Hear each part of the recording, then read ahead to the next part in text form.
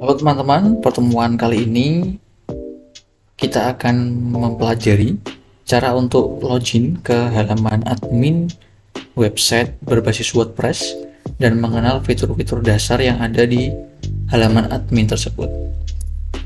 Nah, untuk login pertama kali kita perlu mengetikkan alamat websitenya, seperti contoh alamat website saya adalah hajarsabrani.com, kemudian diikuti slash kemudian bp-admin. Nah, ini adalah alamat login default dari website yang berbasis WordPress. Kadang beberapa website yang sudah dimodifikasi untuk meningkatkan keamanannya itu sudah diganti. Tapi ini karena default, kita langsung coba link login defaultnya. Nah, setelah kita akses akan muncul halaman login seperti ini.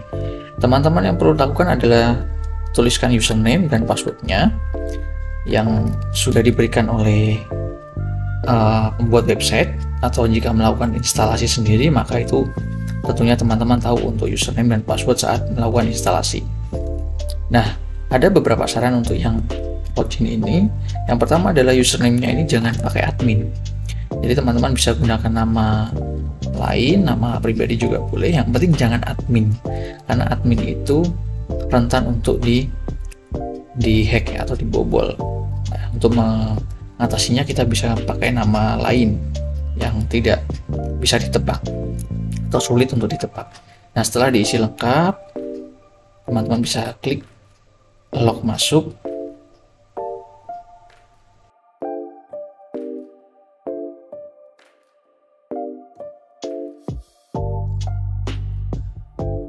Dashboard admin website berbasis WordPress adalah seperti ini.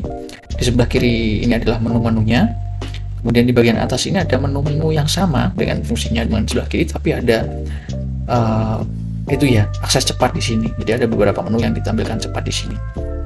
Nah, kita akan bahas secara singkat satu persatu. Nanti untuk fitur lebih lengkapnya atau fungsinya per menu nanti akan ada di video terpisah. Nah, untuk di sebelah kiri pojok kiri atas ini ada lambang WordPress.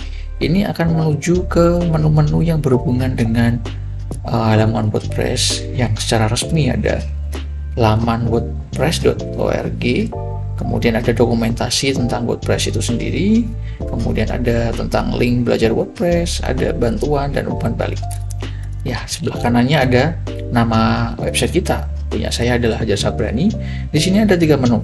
Yang satu adalah untuk melihat tampilan website, kemudian ada tampilan toko website, dan ada tampilan dokumentasi. Ini sesuai dengan yang saya install.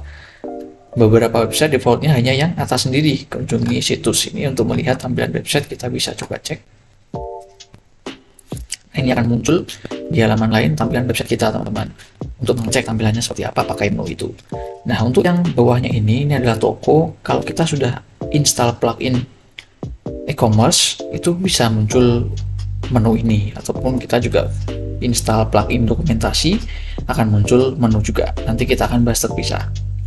Nah, di sebelah kanannya ini yang sangat penting, yaitu informasi tentang update.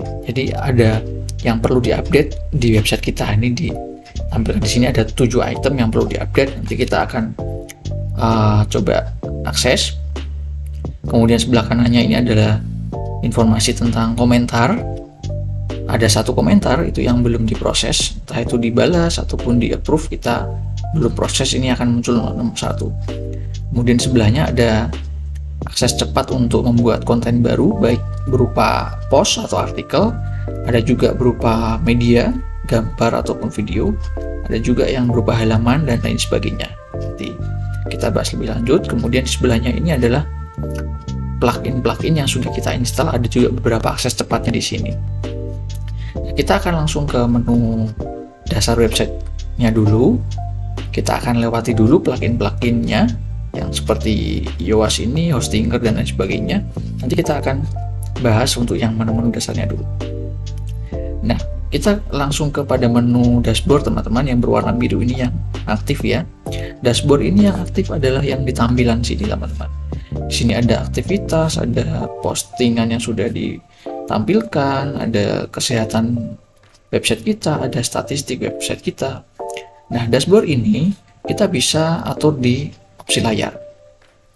Ada yang dicentang, ada yang tidak. Ini menampilkan yang dicentang. Kalau yang tidak dicentang kita bisa sembunyikan. Ya, seperti ini kesehatan misalnya kita checklist akan hilang ya. Kemudian aktivitas misalnya ini, aktivitas, nah akan hilang sesuai dengan yang kita centang. Kemudian kalau mau digeser-geser juga bisa teman-teman. Jadi tinggal digeser ke sini, bisa pindah-pindah bisa. Nah, di sebelah kanan atas ini untuk logout ya teman-teman, ada profil kita dan kita bisa edit ataupun kita bisa langsung logout untuk keluar dari dashboard admin. Lanjut ke menu pembaruan. Ya, ini tadi yang saya sampaikan ada di sebelah sini. Menu utamanya sebenarnya ada di sini teman-teman, pembaruan. Ini akan menampilkan item-item dari website kita yang perlu diperbarui. Ada 3 yang perlu diperbarui.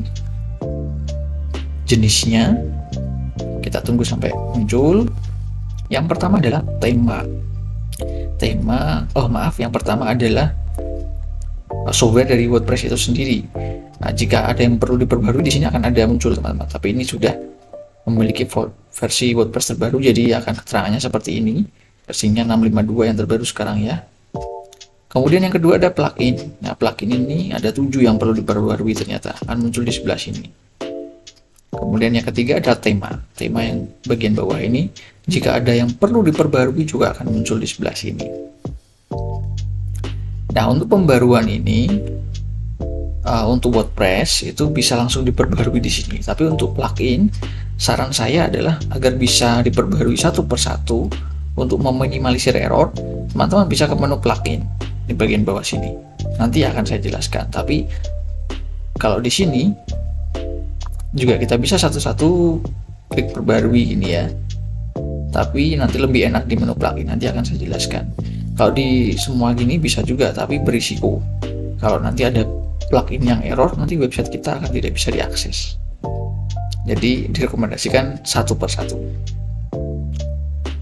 Kita akan ke menu selanjutnya. Untuk sitekit saya lewati karena plugin. Tutor LMS saya lewati. Nah, kita menu dasar WordPress-nya ada post. Nah, ini post. Kita klik.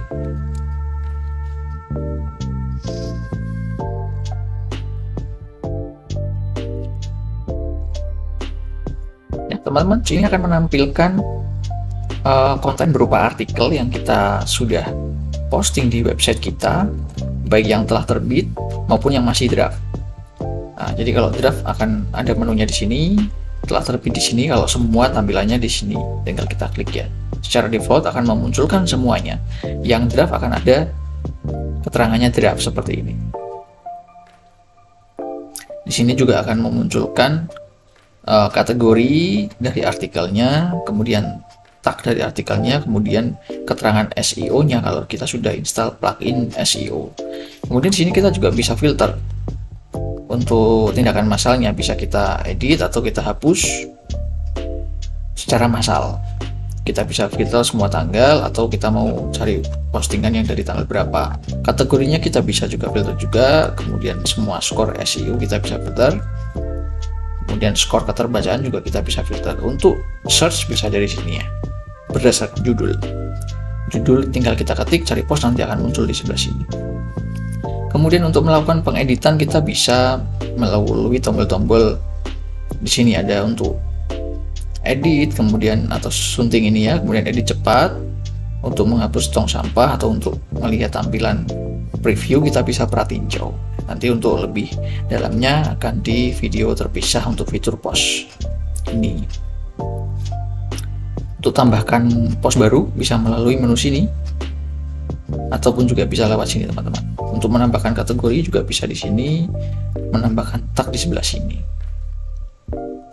Oke, sekilas dulu. Kita lanjut ke menu dasar.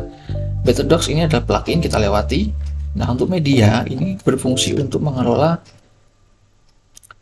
media di website kita, baik berupa foto maupun video. Nah, foto dan video yang kita upload di artikel itu akan otomatis langsung masuk ke pustaka media ini teman-teman. Namun kalau kita mau upload secara mandiri atau terpisah, kita juga bisa langsung upload di sini, tambahkan file baru. Kita juga bisa sortir berdasarkan tanggal ataupun berdasarkan tipe dari medianya. Kemudian untuk menu laman ini untuk mengatur dari halaman di website kita. Jadi kalau teman-teman di website itu kan ada company profile, home, kemudian kontak, halaman kontak. Nah, itu adalah laman yang dimaksud di sini atau halaman page. Jadi kita bisa menambahkan halaman-halaman sesuai kebutuhan melalui menu ini. Sama seperti post tadi, menu-menunya ada yang sudah terbit, ada yang masih draft. Itu keterangan filternya juga sama, keterangan editnya juga sama. Kita lanjut ke menu komentar. Ini adalah menu untuk menampilkan komentar yang masuk ke website kita. Ada yang sudah disetujui atau semuanya, ini kebetulan ini dari yang masih tertunda, disetujui, spam atau dihapus, ada sendiri-sendiri. Kita bisa setujui melalui tombol sini atau bisa juga balas atau bisa juga hapus. Lanjut untuk menu selanjutnya, portfolio, plugin kita lewati, static content, simple in directory, plugin juga, WordPress plugin, WooCommerce plugin.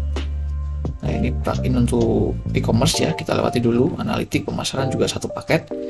Elementor ini juga plugin untuk membuat tampilan website, kita lewati. Template ini bagian dari Elementor. Nah, tampilan ini adalah fitur dasar dari WordPress. Kita klik.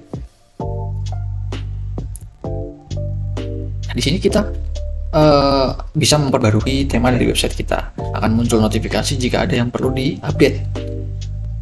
Nah, disarankan untuk tema ini kita hanya memakai dua tema, yaitu satu tema utama yang sudah dipakai dan satu tema cadangan. Biasanya 2020 atau ada yang lain dari default WordPress, tapi sisakan minimal dua tema. Jangan terlalu banyak tema yang nonaktif. Kalau ada banyak silakan dihapus dan sisakan dua saja. Nah, untuk menu selanjutnya, di tampilan ini sebenarnya ada beberapa menu yang akan dibahas lebih lanjut di beberapa video, tapi untuk yang utama tadi saja teman-teman. Untuk menambahkan tema baru bisa lewat sini. Nanti kita juga akan bahas di video terpisah. Kemudian menu plugin. Nah, ini seperti tadi saya sampaikan, untuk update plugin lebih baik di menu ini teman-teman. Di sini kita bisa update dan juga menambahkan plugin terbaru. Plugin ini yang dimaksud adalah fitur-fitur di website teman-teman. Jadi kalau di website berbasis WordPress itu fitur-fiturnya itu kita install sebagai plugin. Jadi WordPress itu ketika diinstal ya mungkin websitenya sederhana, tapi ketika kita butuh fitur-fiturnya, nah melalui plugin lah ini kita bisa mengembangkan websitenya menjadi lebih baik dari segi fitur-fiturnya. Contoh di sini fitur yang sederhana ada social chat. Social chat ini adalah fungsinya untuk menampilkan tombol chat WhatsApp. Nah, itu kita install plugin bernama social chat ini teman-teman. Kalau kita mau tambahkan plugin yang baru melalui menu tambahkan plugin ini. Kalau kita mau nonaktifkan, kita klik nonaktifkan di sini. Atau kita juga bisa nanti setelah dinonaktifkan bisa dihapus juga, tergantung dari kebutuhan kita. Nah, plugin-plugin yang diaktifkan itu akan muncul juga di menu-menu sebelah sini. Misalnya tadi ada social chat tadi ya, ini ada muncul di sini social chat ketika sudah diaktifkan. Kalau kita nonaktifkan di sini akan hilang teman-teman. Begitu. Nanti kita ada video juga khusus membahas plugin ini lebih dalam. Begitu ya. Kemudian untuk menu dasar selanjutnya ada pengguna. Pengguna di sini untuk mengelola data pengguna di website kita, baik itu admin, baik itu pelanggan ataupun penulis yang ingin berkontribusi di website kita. Nah, di sini ada keterangannya, ada semua administrator itu juga kita bisa cek. Kalau tentu saja kalau di sini sesuai dengan yang kita buat ya. Ada juga pelanggan ini karena saya pakai LMS jadi ada role sebagai pelanggan dan instruktur. Kalau ingin menambah pengguna baru, kita tinggal klik tambah pengguna. Nanti kita bahas lebih lanjut. Kemudian menu dasar selanjutnya ada peralatan.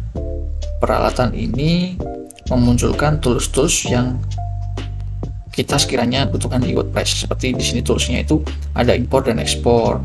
Untuk impor konten dari website lama kita, misalnya kita mau impor ke sini, itu bisa melalui fitur peralatan ini. Kemudian pengaturan ini adalah pengaturan di website kita secara umum. Di pengaturan umum itu kita bisa ganti nama websitenya, slogannya, kemudian icon yang sebelah kiri atas ini teman-teman kita juga bisa ganti. Kemudian alamat ini otomatis ya kalau kita saat install. Alamat email administrasi ini kita bisa ganti ketika kita ada kebutuhan mengganti. Kemudian keanggotaan ini kita bisa checklist jika aturannya adalah setiap orang bisa mendaftar tanpa kecuali. Kemudian peran pendaftar baru, jika ada yang mendaftar di website kita langsung menjadi apa defaultnya. Nah, bisa pelanggan, bisa penulis, bisa editor, atau bisa juga administrator, tergantung dari kita itunya ya, rulesnya. Kemudian bahasa kita pilih sesuai kebutuhan. Saya pilih bahasa Indonesia, maka menu-menunya ini juga berbahasa Indonesia teman-teman.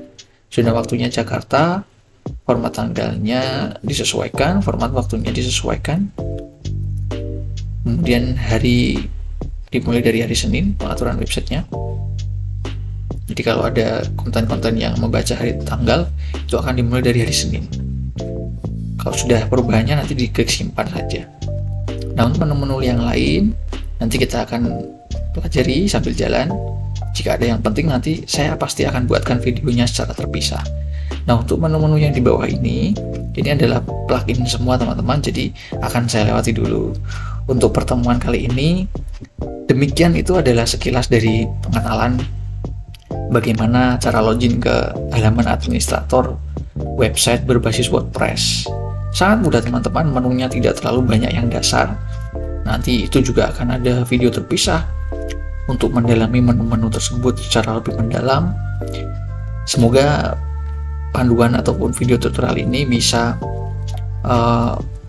membantu teman-teman dalam memahami bagaimana cara login ke dashboard admin dan memahami menu-menu dasarnya yang tadi saya jelaskan. Sampai jumpa di pertemuan selanjutnya. Jangan lupa jika belum gabung di grup WordPress Master, teman-teman bisa mengunjungi alamat website saya, ada linknya di sana. Atau juga teman-teman bisa kunjungi di Instagram. Sampai jumpa di pertemuan selanjutnya.